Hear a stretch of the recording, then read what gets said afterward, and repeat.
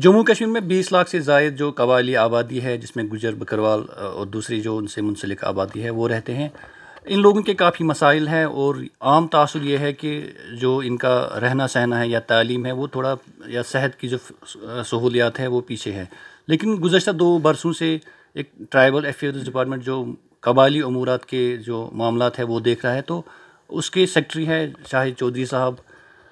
उनसे हम जानेंगे कि उन्होंने गुज़श्ता 2 बरसों में इस आबादी के लिए क्या क्या सहूलियतें मंसूबे बनाए हैं ताकि इस आबादी को भी तरक्की मिले। मेरे जहन में आता है कि जो ट्राइबल रिसर्च इंस्टीट्यूट आपने बनाया था कि उससे तक़वियत मिलेगी इस एसटी आबादी को यहाँ, तो उसके मुतालिक बताइए थोड़ा, क्योंकि वो काफ़ी अहम प्रोजेक्ट था। देखें, जो ट्राइबल रिसर्च इंस्टीट्यूट है वो गवर्नमेंट ऑफ इंडिया की स्कीम के तहत सभी स्टेट्स में बनाना लाजमी था।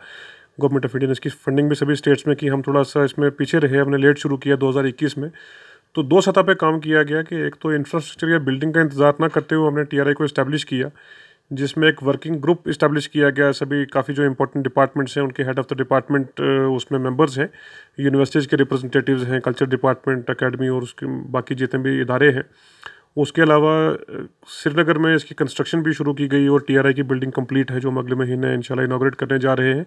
साथ ही साथ जम्मू में टीआरआई इस्टेब्लिश किया गया। तो पिछले 2 साल में काफ़ी हमने रिसर्च की, क्योंकि जो ट्राइबल वेलफेयर है वो सिर्फ एक डिपार्टमेंट की रिस्पॉन्सिबिलिटी नहीं है। ट्राइबल डिपार्टमेंट का रोल ज़्यादा कोऑर्डिनेशन का है, सुपरविजन का है और स्टैट्यूटरी रोल है कि सभी डिपार्टमेंट्स अपनी रिस्पॉन्सिबिलिटी निभा रहे हैं।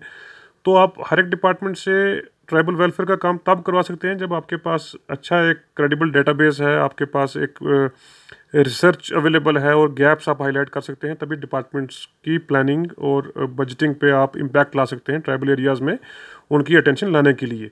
तो उसको लेके पिछले 2 साल से ट्राइबल अफेयर्स डिपार्टमेंट ने जो टीआरआई इस्टेब्लिश किया उसमें काफ़ी काम हुआ है। उसके साथ साथ कल्चर को फ़रोग देने के लिए अब आप देखेंगे टीआरआई की वेबसाइट पे जो लोकल कल्चर है ट्राइब्स का उसको डिजिटाइज़ किया गया है।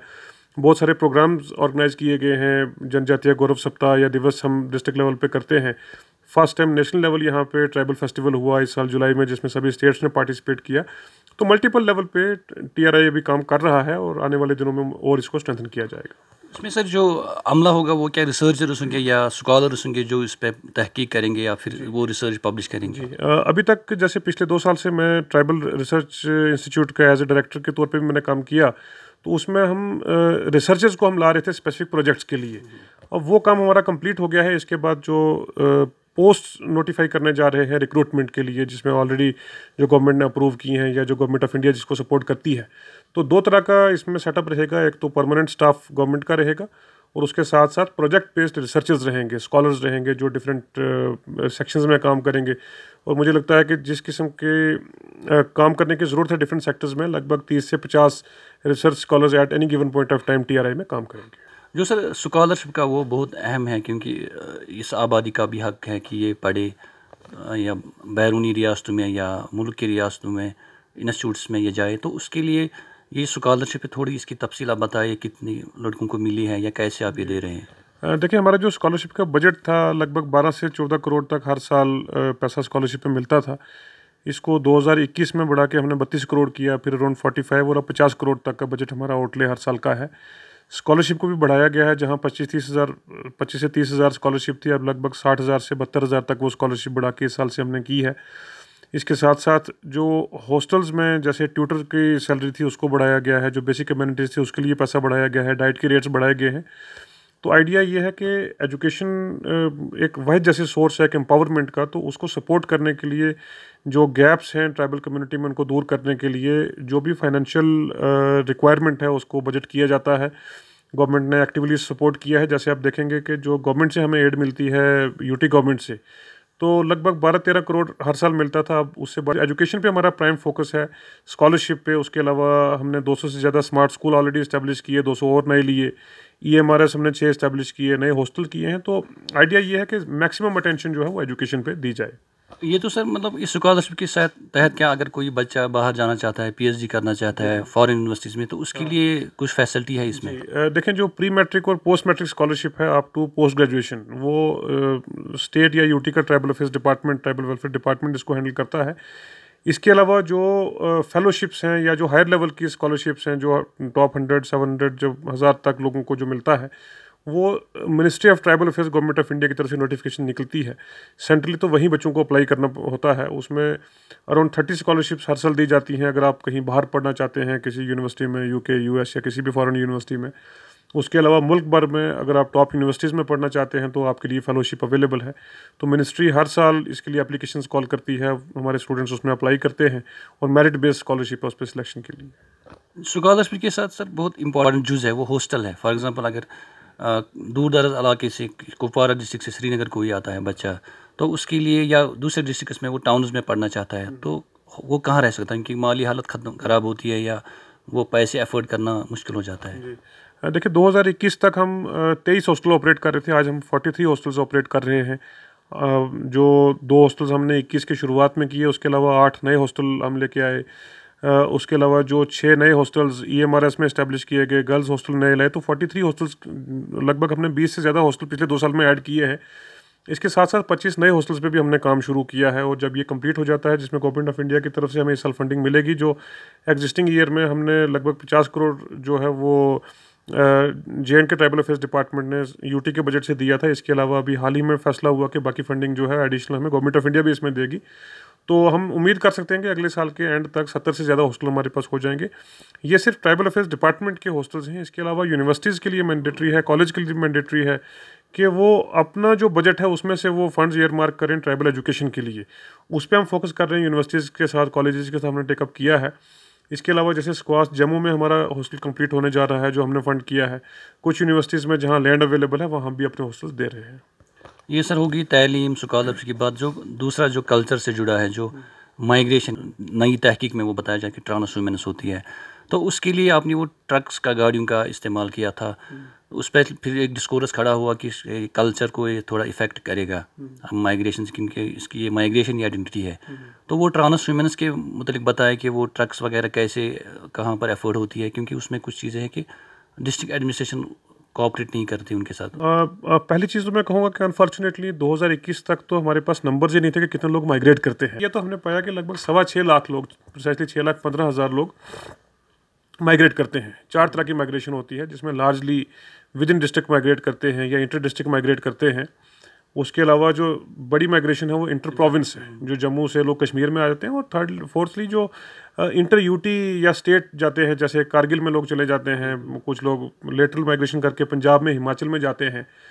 तो जो माइग्रेशन है उसको सिर्फ कल्चर की नज़र से, दूर से ना देख के, मुझे लगता है कि आज हमें ज़रूरत है इकोनॉमिक्स के पॉइंट ऑफ व्यू से देखने के लिए, क्लाइमेट सस्टेनेबिलिटी की तरफ से और एनवायरनमेंट की तरफ से देखने की ज़रूरत है कि आज तक हमने ये सवाल क्यों नहीं उठाया कि जो लोग माइग्रेट करते हैं ये एनवायरनमेंट को बेनिफिट क्या दे रहे हैं, क्लाइमेट को बेनिफिट क्या दे रहे हैं। कि जब आप 6 लाख लोग माइग्रेट करते हैं अपने लाइफ स्टॉक के साथ, तो जो हाईलैंड पास्चर्स में जाते हैं, मेडोज़ में जाते हैं, वो उनकी मैनेजमेंट का काम करते हैं। अगर ग्रास की ग्रेजिंग ना हो, जो ग्रास वहाँ ड्राई होगा, जो वेस्टेज होगी वहाँ पे, तो वो एक हेल्दी इकोसिस्टम नहीं बन पाएगा। जो मैन्योर ड्रॉपिंग है, बाकी सारी चीज़ें हैं, तो जो इनका कंट्रीब्यूशन है वो आज तक मोनेटाइज नहीं किया गया, क्योंकि हमारे पास रिपोर्ट ही नहीं थी। इस बार हमने उसको मोनेटाइज करने की बात की है। तो आइडिया ये है कि जो माइग्रेशन है इसको सस्टेनेबल तरीके से आगे ले जाने की ज़रूरत है, इन्हीं लोगों की प्रायोरिटी के हिसाब से। अगर तो यूनेस्को वर्ल्ड हेरिटेज डिक्लेयर करती है ट्रांसह्यूमेंस को, उन्होंने इसको एक वर्ल्ड हेरिटेज डिक्लेयर किया है, जो हमारे लोग माइग्रेट करते हैं, तो उससे बड़ी और कोई कल्चर की स्टैंप नहीं हो सकती है।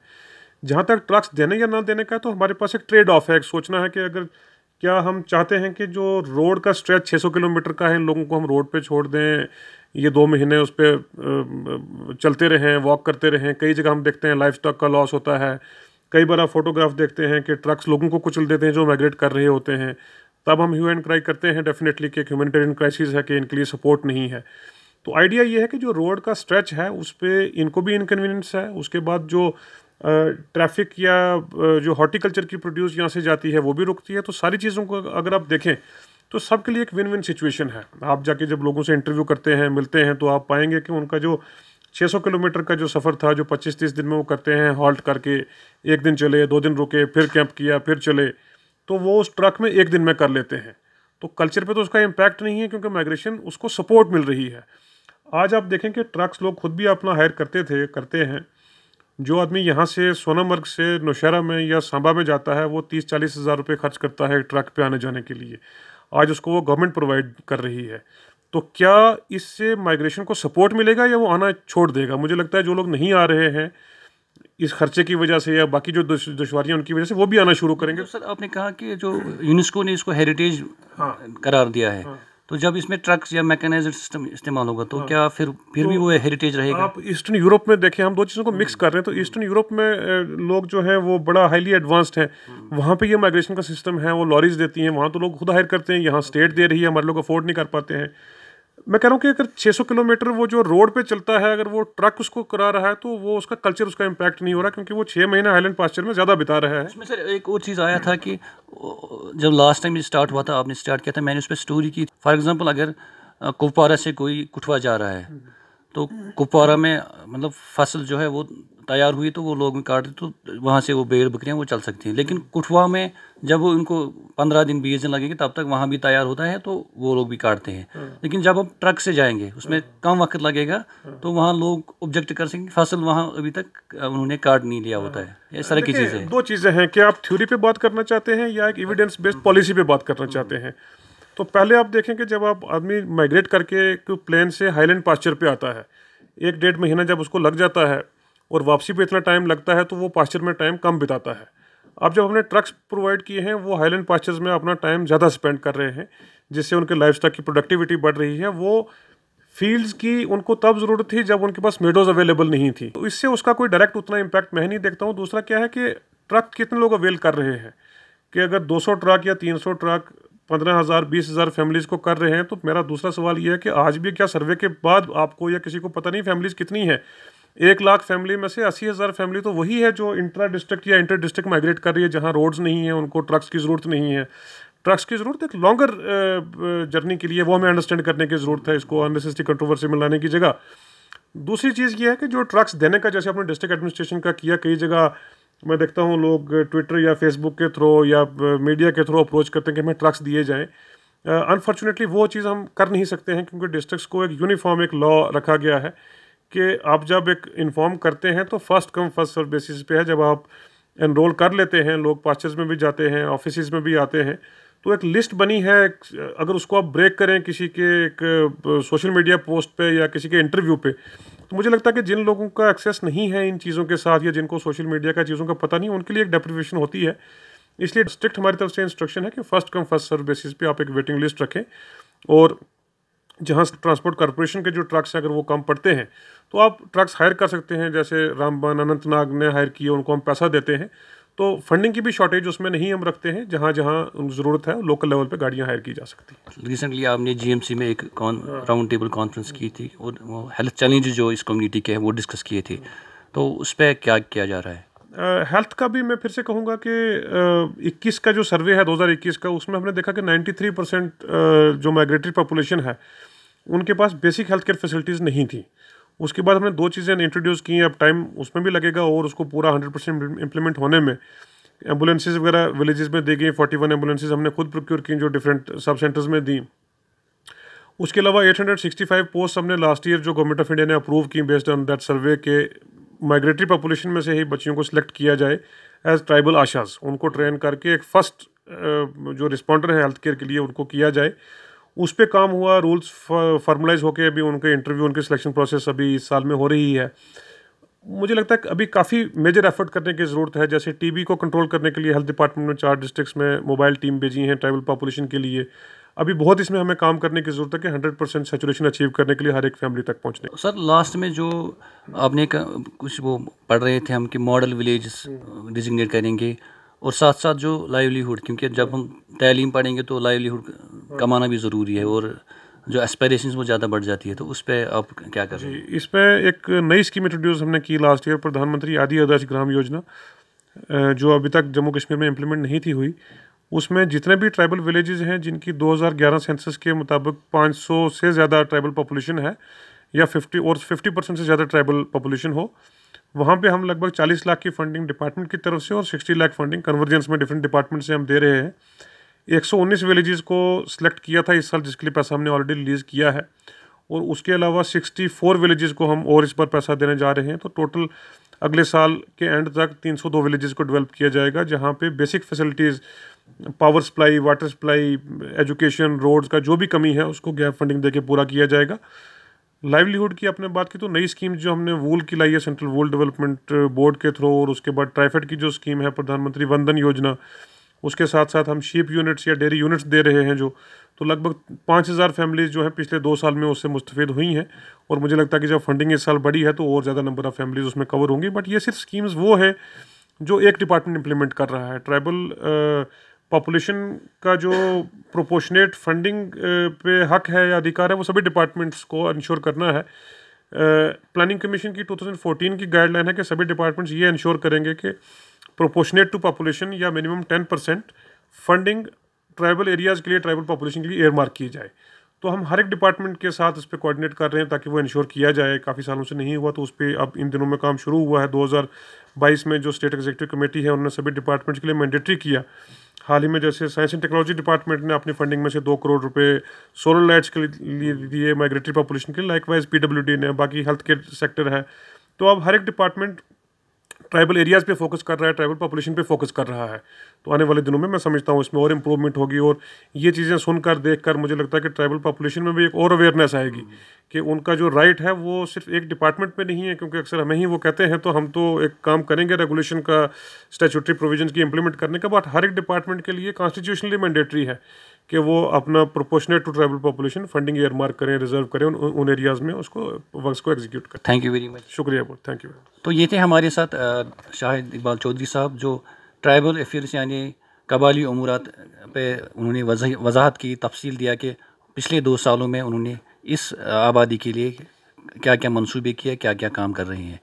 ये इंटरव्यू देखने के लिए बहुत बहुत शुक्रिया।